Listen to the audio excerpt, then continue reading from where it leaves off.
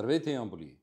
По време на заседанието на Общински съвет Ямбол, проведено на 26 юни, извадки от което ще видите в това видео, се получи интересен дебат по точката, в която кмета поиска сливането на общинските предприятия, комунални обредни дейности, паркови зони за отдих и чистота в едно.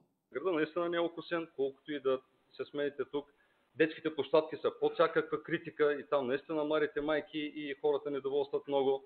Такова нещо никога не е бивало. Може сами да се разходите и да видите. Кое пречи толкова години пейките в центъра са счупени, няма кой да ги ремонтира? За всичките лъжи, които изказахте относно града, че не е окосен. Ами господин Славов, значи, не знам колко пъти ви казваме, че тревната, зелената площ е увеличена 2 пъти. Че и 3 пъти, може би, да. От преди. Така че нормално е да има някакво забавяне. Нормално е. Не е хубаво наистина да се лъжи от тази трибуна. Аз не лъжа, господин Тодоров.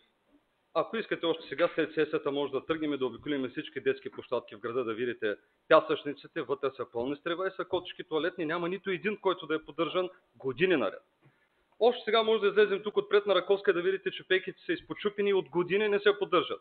Фонтаните са в отвратително състояние и част от тях продължават да не работят, нищо, че днес ще стане 39 градуса.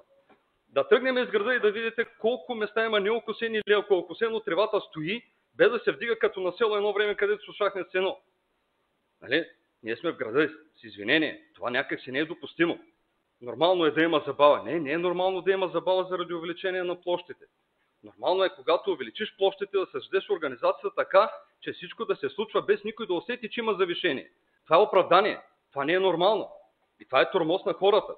И не е въпроса в завишаването на обема на работа. Проблема е в поддръжката.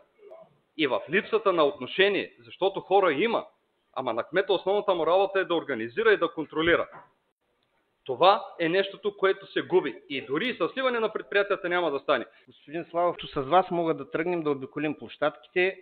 Да, има тук-там трева, но се поддържат. А да го казвате, че не са се поддържали и никога не са били в толкова лошо състояние, абсолютно не е вярно. Господин Велчев, ако искате сега, веднага след сесията, вземете някой от колегите и да тръгнем.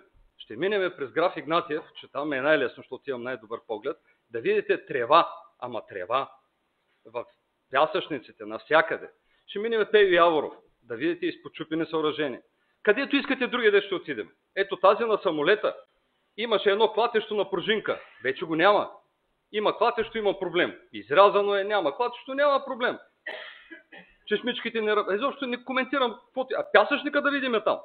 Трябва да се ремонтира, защото това е целта, поддръжка, ремонт, не да се изрязва и да се маха. То по тая логика, в момента в който се изпочупят останалите, изрязваме, махаме и няма площадки.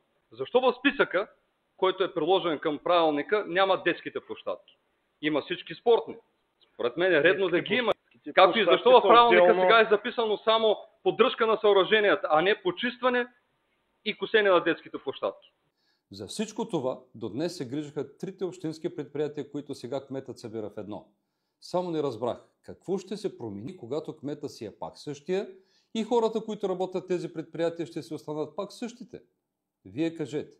Бъдете здрави!